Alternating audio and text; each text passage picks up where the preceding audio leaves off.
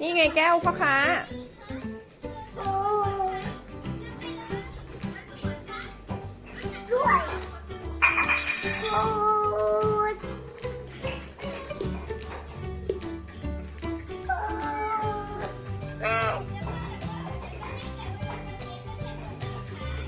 ครับ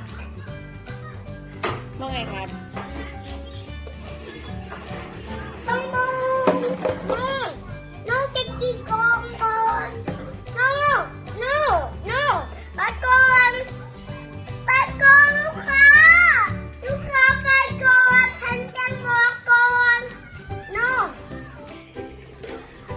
คุณลูกค้าอย่าทำลายร้าน สลัดด้วย พี่สายฟ้าไม่แกล้งน้อง ไม่พี่อยากไปอ่ะอยากไปนะแน่แอะ